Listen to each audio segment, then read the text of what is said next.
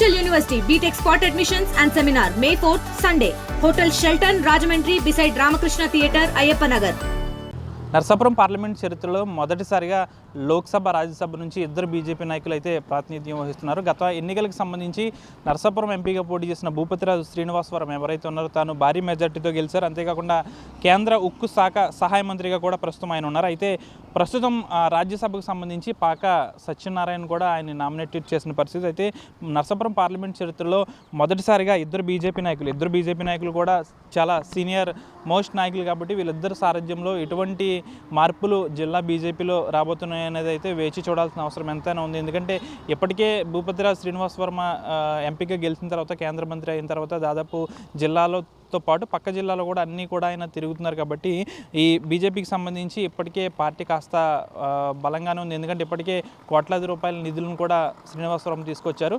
అంతేకాకుండా ఇప్పుడు ప్రస్తుతం రాజ్యసభ నుంచి కూడా పాక వెంకట సత్యనారాయణ భీమవరానికి చెందిన సీనియర్ మోస్ట్ బీజేపీ నాయకులు కూడా ఆయన రాజ్యసభకు నామినేట్ అయ్యారు. కాబట్టి రాజ్యసభ నిధుల నుంచి కూడా ఎక్కువ వచ్చే అవకాశం ఉన్నాయి. కాబట్టి జిల్లా అభివృద్ధికి కూడా చాలా వరకు వీరిద్దరూ దోహదపడతారని చెప్పాలి. అయితే జిల్లా అభివృద్ధిని చేస్తూనే ఇటు బీజేపీ పార్టీ బలోపేతానికి వీరి ఇద్దరు కూడా ఎటువంటి సహకారం ఉంటుందని అయితే వేచి చూడాల్సిన అవసరం ఉంది. ఇద్దరు కూడా సమన్వయం చేసుకుని జిల్లాలో పార్టీ అభివృద్ధికి తోడ్పడతారని అయితే కూడా కార్యకర్తలు చూస్తున్నారు. ఇప్పటికే కార్యకర్తలు కూడా పెద్ద ఎత్తున హుషారుగా ఉన్నారు. ఎందుకంటే ఎప్పుడూ లేని విధంగా బీజేపీకి సంబంధించి ఇప్పటికే లోక్సభ నుంచి ఎంపీగా ఉన్న శ్రీనివాస్ వర్మ ఉండడంతో దాదాపు బీజేపీ నాయకులందరూ కూడా కాస్త ఆనందం వ్యక్తం చేస్తున్నారు. ఏదైనా కష్టం వస్తే శ్రీనివాస్ వర్మ దగ్గరికి వస్తున్నారు. అయితే ఇప్పుడు రాజ్యసభ నుంచి కూడా పాకా వెంకట సత్యనారాయణ ప్రాతినిధ్యం వహిస్తున్నారు. కాబట్టి పెద్ద ఎత్తున బీజేపీ నాయకులు అయితే ఆనందం వ్యక్తం చేస్తున్నారు. తనకి కార్యకర్తలకు నాయకులకు ఇప్పటికీ తగిన గుర్తింపు లభిస్తుందంటూ కూడా ఆశాభావం వ్యక్తం చేస్తున్నారు. ఏదేమైనప్పటికీ కూడా ఇద్దరు బీజేపీ నాయకులు లోక్సభలో రాజ్యసభలో ప్రాతినిధ్యం వహించడంతో పాటుగా ఇద్దరు కూడా ఒకే నియోజకవర్గానికి చెందిన వ్యక్తులు కాబట్టి అంతేకాకుండా ఇద్దరు కూడా ఎన్నో ఏళ్ల నుంచి దాదాపు 1980 నుంచి కూడా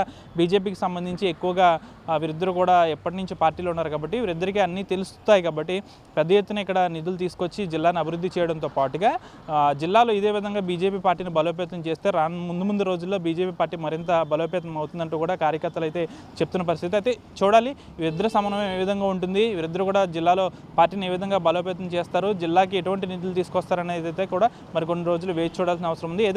ఏదేమైనప్పటికీ కూడా బీజేపీలో చివరి స్థాయిలో ఉన్న కార్యకర్త కూడా ఈరోజు ఆనందం వ్యక్తం చేస్తున్నాడు. ఎందుకంటే పార్టీలో కష్టించి పనిచేసిన వారికి గుర్తింపు లభిస్తుందంటే వీరిద్దరిని ఉదాహరణగా చెప్పుకోవచ్చు అంటూ కూడా ప్రతి కార్యకర్త కూడా ఆశాభావం వ్యక్తం చేస్తున్నారు. వీడియో జనశేఖర్తో మన ఆర్టీవీ భీమవరం నర్సాపురం పార్లమెంట్ కార్యాలయం నుంచి. మరిన్ని వీడియోస్ కోసం ఛానల్ ని సబ్స్క్రైబ్ చేయండి. లేటెస్ట్ అప్డేట్స్ కోసం వాట్సాప్ ఛానల్ ని ఫాలో అవ్వండి. ఆ లింక్ డిస్క్రిప్షన్ లో ఉంది.